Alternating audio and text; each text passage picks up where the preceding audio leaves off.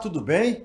Nós estamos aqui com mais um episódio do Business Cast. A gente vai falar hoje sobre turismo aqui no Piauí, vamos falar sobre cultura. E para falar sobre tudo isso, a gente trouxe um jornalista, escritor, pesquisador cultural, fundador da Vila Pagã e uma pessoa que tem um profundo conhecimento na área turística. Eu estou falando do jornalista Rafael Noleto. Tudo bom, Rafael? Tudo bom, Douglas? Seja Satisfação bem-vindo, estar aqui viu? com vocês, conversar sobre esse tema que é muito importante para o desenvolvimento aqui do nosso estado, né? Da nossa região Nordeste, do Brasil como um todo. Sem dúvida. Deixa eu só fazer aqui um parênteses dentro da apresentação. Rafael é jornalista do agro, está lá na região dos Cerrados, na Fazenda Progresso, mas tem os vínculos dele aqui na cidade de José de Freitas. Dito isso, né, eu queria que você falasse um pouco sobre a tua experiência, a tua visão do turismo no Piauí. Fala um pouco sobre isso. Enquanto jornalista instigado por esse sentimento de curiosidade, de conhecer lugares, de conhecer pessoas e histórias, eu acabei passando por diversas experiências. E nessas experiências, o turismo, em especial o turismo cultural, religioso, pedagógico, chamou muito a minha atenção pela capacidade que eu notei desses pontos turísticos de transformar a realidade das pessoas que neles vivem. Então, eu comecei a pesquisar sobre vários pontos turísticos, várias iniciativas turísticas e percebi que tudo faz Dentro do estado. dentro e fora do estado e percebi que isso tudo começa a rodar essa engrenagem quando há uma cadeia envolvida. Ou seja, não é feito o turismo por uma pessoa, ele precisa para rodar de várias pessoas. Na linguagem turística se chama de trade, o trade turístico, Isso, né? isso. Precisa de muitas pessoas mobilizadas, porque você vai num lugar, você precisa acessar os serviços naquele lugar. Você não vai para um lugar, você precisa de uma estrada para chegar lá, numa estrada boa. Você precisa de um posto para abastecer o seu carro, E um bom restaurante. um bom E restaurante, não uma basta. pousada. E o mais importante de tudo, Rafael, também pela minha experiência, eu já rodei boa parte do Brasil e aqui no Nordeste já conheço tudo. E uma coisa que eu bato sempre quando a gente fala de turismo aqui é que não basta ter o restaurante, Uhum. tem que ser um restaurante que saiba receber, com Isso, pessoas treinadas para receber turistas. Às vezes, aquele restaurante recebe muito bem quem mora naquela cidade, mas não sabe receber isso. quem digamos assim, quem vivencia outras culturas. Eu não estou dizendo que o funcionário, o garçom, tenha que falar 10 idiomas, não é isso Sim. não. Tem que ter trato em receber. Quem sai da sua cidade, sai do seu conforto, da sua zona de conforto, e vai visitar um outro estado, uma outra cidade, ela quer ser bem tratada, Busca uma não experiência. E é? tanto que a gente fala muito hoje de turismo de experiência. O turismo que é feito hoje, na época contemporânea, ele é diferente do turismo que era feito no passado, onde as pessoas buscavam um lugar, um cenário, ia lá, tirava foto, ou seja, é um cenário bonito, instagramável. Hoje a pessoa quer uma experiência. E todo esse pacote de experiência, ele passa pelo atendimento que você tem no local, pela riqueza cultural que você vai absorver daquele local, pelas memórias que você vai carregar. No turismo a gente tem muito a questão dos souvenirs, né, que são as lembranças materializadas através do artesanato, mas também pelas memórias que se criam, pelos laços que se criam com as pessoas. E eu, como jornalista, consegui trabalhar tanto na parte do agro, né, vendo essa parte da transformação pelo agro, mas também fui muito instigado a conhecer um pouco dessas iniciativas turísticas. Nisso conheci várias pessoas mobilizadoras de turismo e no Piauí, hoje a gente vive um momento de transformação desse turismo. Por muito tempo houve apenas a potencialidade. Potencialidade sem investimento, sem estruturação, ele não transforma. Quando você pega essa potencialidade, que é o quê? As riquezas naturais, o talento do povo para receber, e você capacita essas pessoas, você direciona essas pessoas, você destina recursos para estruturar esses ambientes turísticos, aí sim você transforma potencialidade em transformação. Enquanto você apenas olha para aquilo, isso aqui é bonito, aqui a gente tem muita riqueza natural, mas só se não contemplação não, só né? contemplação não adianta, tem que ter uma cadeia envolvida e tem que ter também uma experiência positiva para quem visita aquele local. A maior publicidade do turismo é o próprio turista, é a própria pessoa que visita aquele local e vai contar a sua experiência, o seu relato para outras pessoas. Agora, Rafael, isso que você está falando é bem interessante, mas envolve aí, no caso, a gente costuma, às vezes, até fazer críticas aqui ao governo do Estado, que não coloca a infraestrutura, que não incentiva, que não investe, mas é como você falou, esse investimento ele tem que ser geral. Sim. Tem que ter a prefeitura, tem que ter o governo do estado, tem que ter as ONGs, tem que ter a A sociedade, tem que sociedade, ter o principalmente. cidadão. Eu diria que o Né? principal protagonista do turismo é o próprio cidadão, que vai fazer um jardim na frente da sua casa, porque eu vou à Serra da Capivara. Se eu passo por uma estrada onde eu vejo uma sequência de casas, onde elas estão com lixo na porta, sem coleta de lixo, eu vejo que as pessoas daquele local não têm amor pelo local.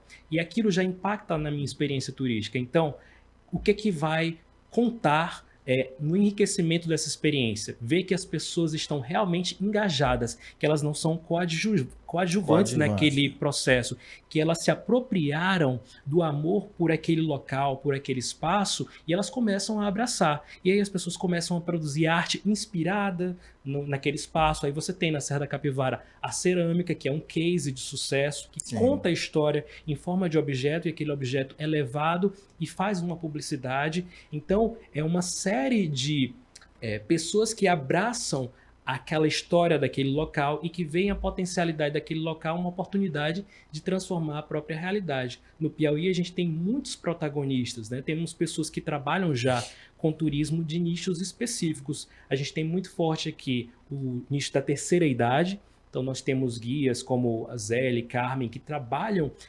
com público de terceira idade, fazem programas para esse público. Muitos são religiosos, né? Turismo religioso, que é muito forte. Por falar nisso, o turismo religioso no Brasil, ele movimenta mais de 15 bilhões de reais, apenas o religioso. E, como geral, ele é mais de 3% da renda do Brasil. Então, a gente tem uma capacidade de investir nesse nicho muito grande. Aqui a gente já tem alguns blogueiros que já trabalham também com essa parte da divulgação para que as pessoas conheçam os potenciais turísticos, porque conhecendo, você vai se apropriar daquilo. Não tem como você gostar de algo sem você conhecer. Agora, essa questão do envolvimento da sociedade, das pessoas, das cidades no turismo é tão importante. Eu tive a experiência de ir inúmeras vezes ao estado do Rio Grande do Norte. Eu conheço muitas coisas hoje no Rio Grande do Norte, o litoral quase todo, norte e litoral sul. Fui lá em cima, lá onde chama a Esquina do Brasil. Sim. Lá chama a Esquina do Brasil mesmo, né?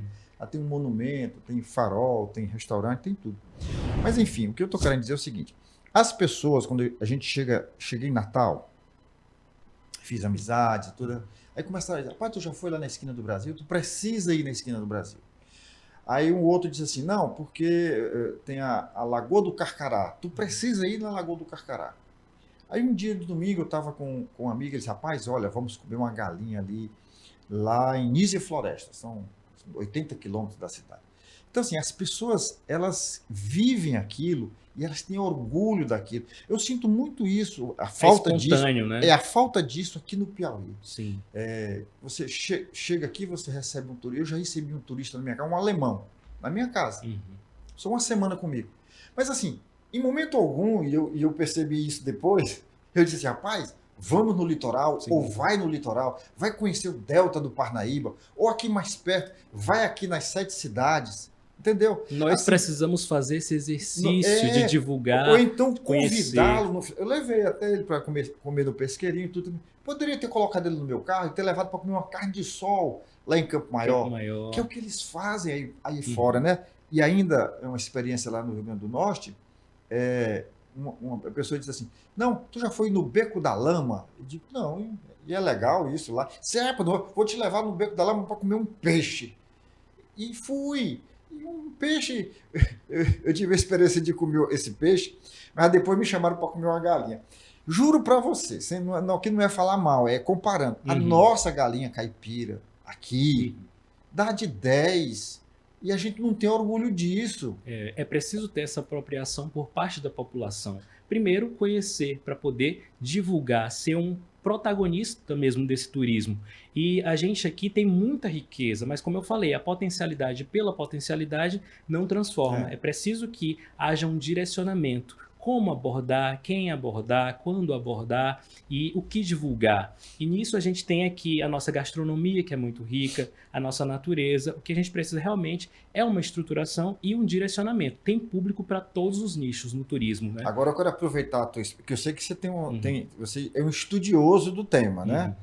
uhum. Foi TCC que você fez alguma coisa? Foi Eu uma eu tenho especialização? uma pesquisa já de muitos anos na parte de folclore, de turismo, espiritualidades, né? Fiz também um treinamento em guias de turismo e a gente tem trabalhado interagindo com vários grupos de mobilizadores culturais também que trabalham com turismo, desde o turismo na terceira idade, como também o turismo cultural pedagógico. Então, eu recebo em um espaço que eu tenho em José de Vamos falar Freitas, já já que é a sobre a Vila Vila Pagã, Pagã, viu? recebo grupos de acadêmicos, de pesquisadores. Então, é uma forma de fomentar um polo de turismo cultural, pedagógico e religioso, porque o turismo religioso no Brasil ele é plural. Muita gente associa aos cases de Não sucesso, né? aprofunde não, que a gente Com, vai falar já já disso. com a, Eu queria fechar essa questão do turismo, e eu quero aproveitar a sua presença aqui, pela sua experiência, pelo seu estudo, pelo seu conhecimento, para você me dizer por que o nosso litoral não emplaca turisticamente falando.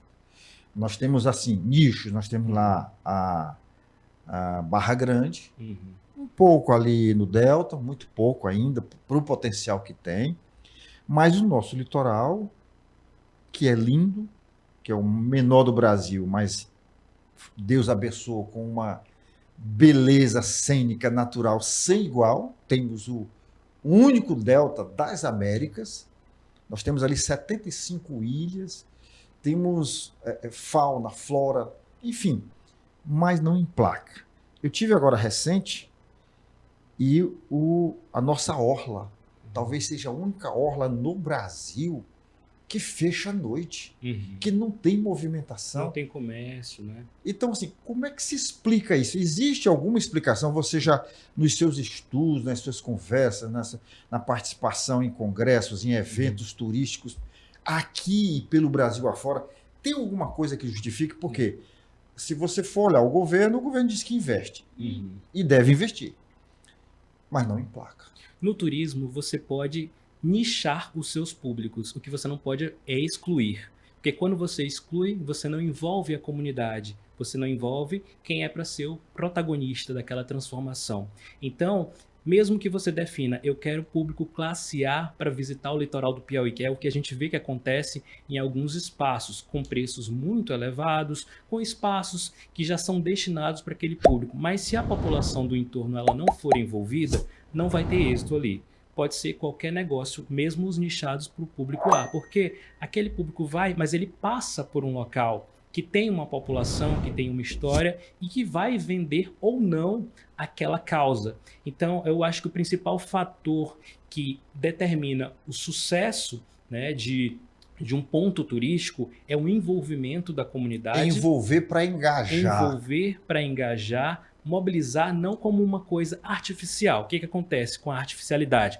Quando você coloca uma sequência de barraquinhas, uns quadradinhos, pronto, está aqui o seu espaço. Você não faz um estudo antes das potencialidades, do que aquelas pessoas produzem e o que combina com aquele local, com aquele espaço. Como a gente tem a beira-mar ali em Fortaleza, com muitas bancas com artesanato que já são voltadas para quem visita, com o perfil de quem visita aquele local. Então a gente precisa ter um estudo por trás dessa mobilização, não é chegar e fazer por fazer. Ah, vou fazer aqui uns quiosques e vou botar os permissionários. Não. Você botar 10 permissionários, todos os 10 oferecendo o mesmo serviço, você vai gerar uma concorrência entre eles e não vai ter êxito. Então você tem que estudar a melhor forma de fazer, não fazer por fazer, e engajar realmente essa comunidade, né? Treinando como receber, como ela pode ser beneficiada. Você tem que convencer essa comunidade que ela pode ser beneficiada daquele turismo. Bom, Você já antecipou um pouco para a gente, mas agora a gente vai entrar no tema que é a Vila Pagã. É um espaço cultural, religioso, que Uhum. você criou aqui na cidade vizinha de José de Freitas e que também está incluído nesse espírito turístico que a gente está Sim. falando aqui. Eu queria que você falasse um pouco dessa vila, como é que surgiu essa iniciativa, por que você quis criar essa vila? Algumas pessoas, Douglas, até estranham quando escutam o nome Vila Pagã. O que que é pagã? Essa palavra pagã, ela deriva do latim paganos e significa pagos, campo. Então, os pagãos da antiguidade eram aquelas pessoas que mantinham as tradições do campo. Então, a gente tem no que a gente chama de paganismo ou de politeísmo, tradições helênicas, romanas, egípcias, que têm três princípios em comum: é a conexão com os ciclos da natureza, é o politeísmo, ou seja, você tem várias faces divinas, e também a conexão com a ancestralidade. E esses três pilares a gente traz muito para esse espaço que é a Vila Pagã, onde a gente tem lá uma conexão muito forte com a natureza, a gente tem a celebração dos ciclos ao longo do ano, que já determina um calendário de eventos anual que a gente pode receber as pessoas que passam pelo espaço, e também a gente tem essa conexão com a ancestralidade, no intuito de preservar o que faz parte da nossa identidade, da raiz piauiense, que a gente até usa o termo piaga, né? Que algumas pessoas dizem que Piaga era o antigo habitante do Piauí, e Piauí seria terra de piagas, terra de pajés, terra de curandeiros, que deixaram seus registros nas figuras rupestres, e a gente explora toda essa identidade visual, histórica, espiritual e natural no espaço da Vila Pagã. Nós hoje temos lá uma pousada em construção, uma biblioteca que também é um polo de pesquisas, que é visitada por pesquisadores de várias partes do mundo, que contribuem com as suas pesquisas. Lá já foi até descoberto cogumelos que não existiam em outras partes, né? Então tem pesquisas interdisciplinares que são realizadas nesse espaço. Nós temos trabalhando os pilares do turismo religioso, cultural e pedagógico. A gente recebe grupos de escolas e também de universidades que vão conhecer a mitologia do Piauí, porque a mitologia não existe só na Grécia, em Roma. Nós temos a nossa mitologia brasileira. O que está incluso nessa mitologia? Fala um pouco disso para a gente. Nós temos os mitos piagas, que eles são de origem indígena, mas também de origem europeia, porque o Brasil ele é multicultural. Então nós temos mitos como o Barba Ruiva da Lagoa de Parnaguá, nós temos as almas benditas, que são aquelas figuras, aquelas pessoas que têm uma morte trágica ou que comovem a Como é que população, chama? as almas Almas benditas. A benditas. gente tem o exemplo aqui em Teresina do Finado Gregório, da Sim. Noiva Alda em Barras, que inclusive são pontos de visitação, são pontos de turismo religioso. Então nós temos lá o Templo das Almas, onde tem uma escultura de vários personagens desses, das almas benditas. E aí a pessoa tem a oportunidade de visitar e de conhecer a história dessas figuras que, de certa forma, são ancestrais do Piauí. Também temos os encantados, que são seres como o caipora, o curupira, o zamba, não é? O cabeça de cuia, o guardião das águas. E a gente explora mais esse aspecto dele de guardião das águas do que aquele mito que assassinou a própria mãe. Né? A gente faz uma busca mais pela raiz e pela moral do mito como um todo para a gente transmitir para as novas gerações. Porque quando você se apropria de um conhecimento mitológico sobre as lendas antigas, sobre as plantas e sobre a magia disso do seu próprio local, você tende a preservar. Então, quando você olha, por exemplo, para uma palmeira de babaçu e você associa essa palmeira de babaçu ao mito do mestre babaçu, guardião dos babaçuais, quando você tem a compreensão de que aquilo tem um coco que alimenta uma população regional, que você tira o mesocarpo, que você tira a castanha, que você consegue enxergar a riqueza daquela matéria-prima, você não vai mais ter a tendência a destruir, você vai ter a tendência a preservar. Então, esse é o papel do turismo pedagógico, religioso, é conectar, permitir a vivência de experiências e preservar aquela população com aquelas tradições, com aquela natureza que existe no local. Pegando um gancho bem aí, você falou da riqueza que é o babaçual Hum. e a planta do babaçu, a árvore do babaçu. Eu tenho um grande amigo, o Alberto Pessoa, hoje ele é de Caxias, mas hoje está radicado em Brasília já há mais de 20 anos.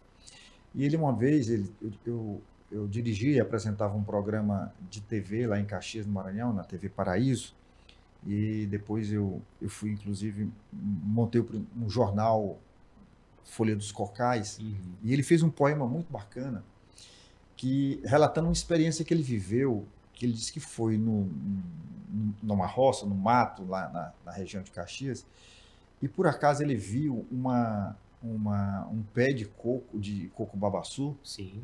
pegando fogo. Ele disse que ele chora, literalmente, diz que a árvore queimando faz um barulho de um choro, né? De um choro. E aí ele se inspirou nisso para escrever esse poema lindo, falando sobre a morte do babaçu. E você falando aí, eu lembrei disso. E, de fato, o babaçu, ele é rico, né? Sim. Essa questão do mesocarpo, de você tirar aquela massa, fazer farinha, fazer... O babaçu, a carnaúba, o tucum, são as palmeiras sagradas que, inclusive, fazem parte da nossa identidade, estão no nosso brasão, né? E muita gente olha para o brasão hoje, se perguntar para a nova geração, você sabe o que é isso aqui? É um pé de coco, um pé de coco. Coqueiro da praia. Um coco qualquer. Ali tem o buriti, a carnaúba e o babaçu no nosso brasão. Então a gente precisa se apropriar dessa riqueza. A gente não precisa imitar os outros destinos turísticos. Uma coisa que me incomoda no turismo aqui do Brasil e também do Piauí é que a gente tem a tendência a querer tornar a coisa muito eurocêntrica ou desmerecer a nossa identidade regional para comparar com outros destinos. Então a gente tem até batizando locais como a Capadócia piauiense, a Suíça piauiense. Gente, aqui é um local único do Piauí, então a gente tem que ser único. O litoral do Piauí não precisa ser Dubai para atrair turistas, a gente precisa ser o litoral do Piauí, com a nossa cultura, com a nossa identidade. A identidade. 7 cidades, não precisa ser Capadócia, não precisa ser associado à Turquia. Lá é 7 cidades, é um local único. Então a gente tem que ver o que é único aqui nosso e explorar isso. Porque o turista ele não vai sair do outro lado do mundo para encontrar uma coisa que ele já vê na sua terra. Vê lá, né? O turista não vai sair do Rio de Janeiro para ver uma cópia do Cristo Redentor aqui no Piauí. Ele vai sair para ver o que é único do Piauí. É a cajuína, é a gastronomia, a carne de sol, a forma como o povo lida com o bioma que está cercando ele, como que ele lida com aquele calor, como que ele lida com as festas folclóricas, com aqueles mitos. Então, isso que é único nosso, que a gente tem que explorar para alavancar esse turismo. E na nossa gastronomia, a gente sempre esquece de falar, não foi um vacilo seu, não, a gente fala tanto da cajuína, se encanta tanto com a carne de sol, e às vezes esquece da buchada de bode, sim, né? Tem para todos os nichos. Tem os que gostam das comidinhas mais leves e tem também aqueles que gostam da comida mais pesadinha, né? E voltando ainda na questão lá da Vila Pagã, como é que está a visitação? Hoje a gente tem um site onde a pessoa pode conhecer, conhecer previamente o que tem no espaço.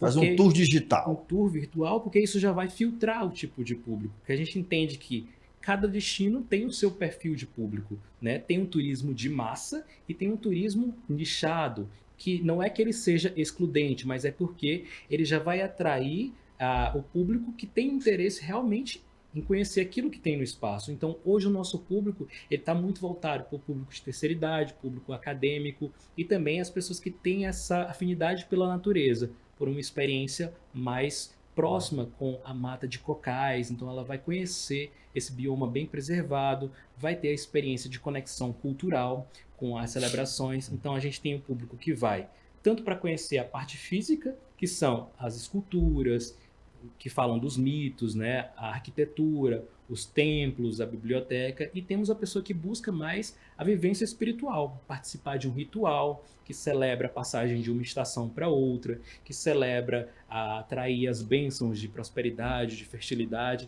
dependendo da época do ano, né? Porque o nosso calendário ele segue também os ciclos do nosso bioma. Ele começa em dezembro com a chegada das chuvas, após a seca, e ele vai acompanhando. Então a gente tem o tempo de plantar, o tempo de colher, o tempo de florescer, e o que floresce não apenas o campo, mas a nossa alma floresce junto com esse ciclo. Então a gente vai acompanhando o que o nosso próprio bioma vai nos revelando. Agora, a gente estava falando aqui da questão do engajamento da sociedade, do nativo. A sociedade, a população lá da região de José de Freitas está envolvida nessa estrutura, nessa questão da visitação, da valorização, do orgulho de dizer, olha, aqui nós temos um espaço turístico.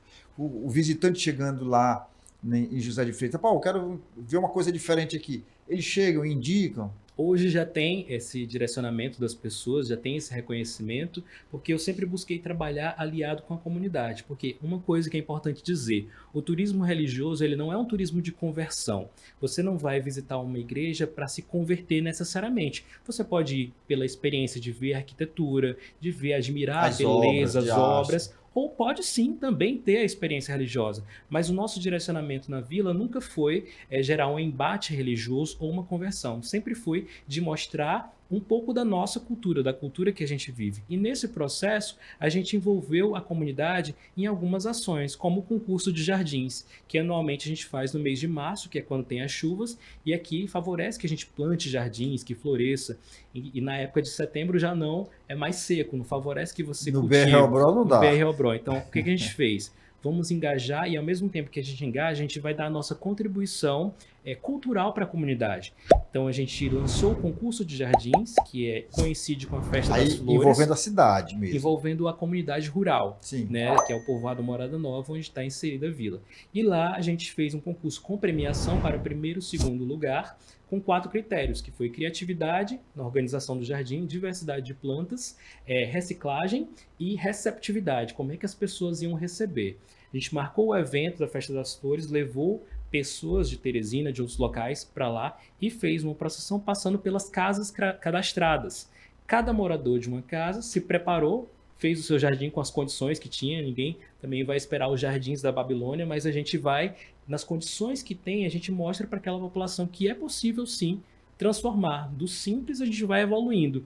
E aí a gente viu uma transformação do contexto ao redor, porque antes as casas não tinham o hábito de cultivar jardins. Hoje, se você vai à comunidade, você já vê as casas com jardins, com esculturas na frente, com um cuidado que reflete que houve sim uma conexão entre o que ocorre dentro das muretas da vila, das porteiras da vila, e na comunidade que está anexada. Então, quando você dá esse tipo de contribuição, não tem como voltar atrás, é só o passo para frente, porque você mostra para a comunidade que ela mesma pode fazer a transformação.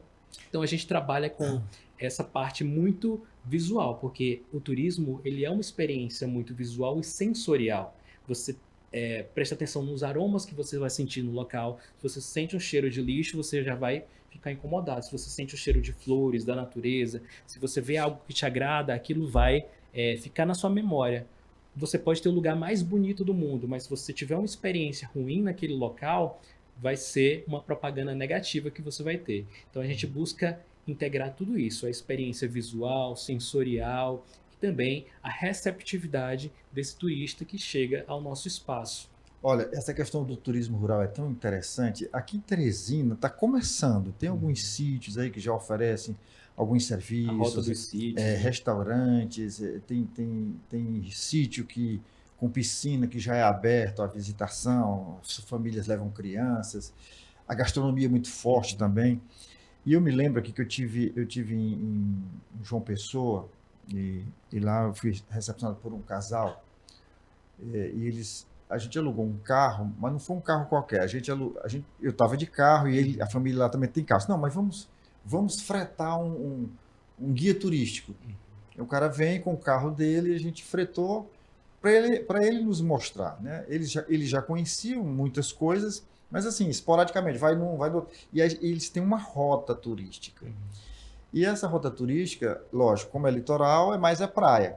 Mas dentro dessa história da rota, teve o shopping rural. E eu fiquei encantado com esse shopping rural.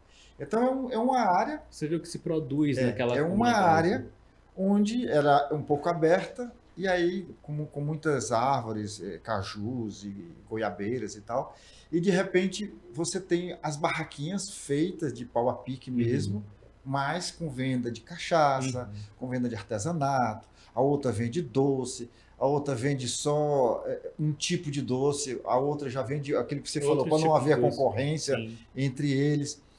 E muitos lugares para você tirar fotos, porque eles criam pequenos cenários, tudo muito rústico. É nisso que você percebe que a comunidade é viva, né? A economia daquela comunidade, porque todo mundo que está ali é da comunidade.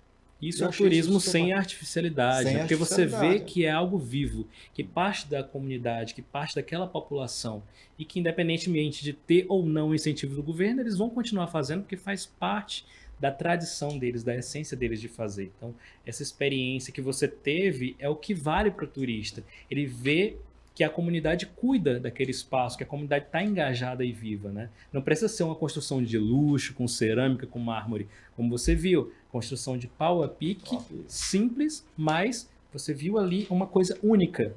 Então é isso que a gente busca explorar no nosso turismo, algo único.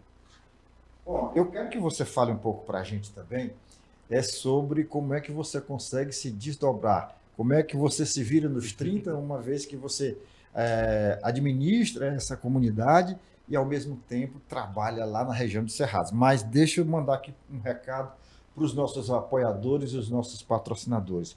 Olha aqui o pessoal que faz a Estrada Mob, é uma empresa genuinamente piauiense, mas que já está atuante também no estado do Maranhão, especializada no transporte de colaboradores para grandes grupos empresariais, sobretudo na região do agro, tanto no Piauí quanto no Maranhão. O SESC e o SENAC, que são duas empresas, duas instituições do Grupo S que dispensam, inclusive, a apresentação, mas você sabe que são instituições voltadas para os trabalhadores do comércio. Temos a Léo Madeira, do amigo Marcos, que também está com a gente aqui desde o início, nos apoiando. A Automaster, a Pneubeck, do amigo Toninho, que é também aqui do MOVE. Nós temos a Socimol, que é uma indústria do Grupo Claudino, também dispensa apresentação. E a Pax União, gente, 53 anos no mercado. Olha, poucas empresas hoje no Piauí podem se orgulhar de ter 53 anos prestando serviço. E essa empresa, que é a Pax União, uma empresa do Grupo Geraldo Oliveira, o grupo, na verdade, tem mais de 11 empresas, mas a Pax União está presente no Piauí e também no Maranhão. É uma empresa, assim como a Estrada Mob, genuinamente piauiense. Ela presta serviço no momento mais difícil que uma família atravessa. No momento mais difícil, e você às vezes fica desnorteado, não sabe com quem contar. Mas se você for sócio, se você estiver lá na Pax União, estiver associado a ele, estiver associado à Pax União, você vai estar amparado, tá bom? Gente, você também sabe que a nossa audiência depende de você. Então, se você recebeu esse link, gostou da conversa aqui com o Rafael Noleto, se você gostou das experiências que ele apresentou aqui, sobre a visão dele sobre o turismo, sobre a história da Vila Pagã, você está interessado, quer inclusive visitar, e você nos ajuda a divulgar esse link. Você manda esse link, olha, no grupo de WhatsApp da família, da empresa que você trabalha, da igreja que você comunga, da associação de moradores do teu bairro, do condomínio onde você mora. Manda para Deus e para o mundo. E não se esquece, se inscreve, aciona o sininho para receber as nossas notificações. Bom, Rafael, eu queria saber de você agora o seguinte: como é que você consegue se virar nos 30, morando e trabalhando lá nos Cerrados, no município de Sebastião Leal, e ao mesmo tempo estar presente aqui, atuante nessa questão cultural na Vila Pagã? Douglas, eu acredito que quando a gente vem ao mundo, a gente vem com um propósito, com uma causa, e a gente reconhecer esses propósitos faz a vida ganhar sentido. Então é importante que a gente faça algo que nos dá muita alegria e nos dá sentido. Então, além do meu trabalho como jornalista do agro, né, mobilizando essa comunicação, essa interlocução entre quem produz no campo, que também vai muito de encontro à minha tradição religiosa, que é muito ligada às tradições agrárias. Então, eu consigo conciliar isso de uma forma muito harmônica, né? Não deixando a desejar em nenhum dos pontos, porque tudo que a gente faz com amor, a gente faz com dedicação e a gente faz bem feito. E eu acredito muito nisso, nessa nossa missão de contribuir, de servir. A missão humana de servir acaba que nos fortalecendo. Então, por mais que seja, às vezes, cansativo, trabalhoso, mas no final, quando você olha para o que você O contribuiu, resultado, para o né? resultado, aquilo serve como combustível para sua alma, né? Para sua carreira. Então, eu faço tudo com muito gosto. Então, eu sou um pesquisador, um amante da cultura do Piauí. Tem um livro Mitologia Piaga, onde eu cataloguei mais de 200 mitos aqui do estado de norte a sul. Tem também outros livros onde eu estudo as tabelas climatológicas. Então, quem quiser conhecer um pouco dessa obra, dos cordéis, esse trabalho mais voltado para o A folclore, propósito, eu quero lhe também agradecer. pode. Eu ganhei aqui, ó, esse cordel. É um conjunto de É um cordéis, né? conjunto de cordéis que é algo também único nosso. Então, a pessoa que visita a vila, ela vai ter uma experiência completa, tanto de conhecer um pouco da mitologia, como também de ter acesso a essa literatura que é típica do Nordeste, no Piauí, que a gente precisa Esses cordéis são transmitir. autorais? São todos autorais, com ilustração autoral, não foi a IA que fez, tá? E a É. gente, inclusive, nessa sacolinha lançou o selo turístico. Você vê alguns destinos turísticos que eles têm um selo turístico, que são marcas que elas vão em todos os produtos, desde ecobags, até estojos, até ímãs de geladeira. Então, aqui a É gente esse tem aqui, né? o imã de geladeira Deixa da eu vila, mostrar aqui, né? gente, ó. Então, esse selo turístico eu desenvolvi inspirado nas próprias palmeiras, na mata de cocais. E nele você vê um símbolo rupestre, que é uma espécie de um asterisco com bolinhas, que ele foi encontrado de forma recorrente em vários sítios arqueológicos do Piauí. E para a gente, Para mim, isso aqui me lembra muito Palmeira também, né? isso. Então, a gente unificou nesse símbolo Hum. aqui, por exemplo, nós temos as raízes que nos conectam à nossa história, mas também os caminhos, diversos caminhos que levam a um destino, que no caso é a vila, o Piauí. E esse símbolo do eixo solar, que é como a gente batizou esse símbolo rupestre, que na verdade são 8, né? Só que a gente fez essa adequação, ele representa a união mesmo na divergência, na diversidade. Porque cada bolinha dessa está em um ponto, só que todas são unidas por um Conectadas. mesmo eixo. Então, independentemente das nossas diferenças, nós buscamos propósitos que em algum momento convergem. Então, nessa busca, a Vila Pagã é uma encruzilhada mágica, é um ponto de encontro, de conexão para conhecer a própria história. Então, Que quem é bacana. amante da própria história do Piauí, independentemente de questão religiosa, Então- será muito bem-vindo para conhecer e viver essa experiência. É um turismo cultural de verdade. De verdade. Pois, ó, eu queria agradecer a sua participação aqui com a gente, dizer que o Business Cast está à disposição não só da Vila Pagã, mas de todo projeto que você tiver à frente empreendendo, e que aí espero que você volte em breve para falar também, continuarmos esse papo bacana sobre turismo, sobre cultura e sobre a Vila Pagã, que eu sei que tem muito mais coisa a ser dita.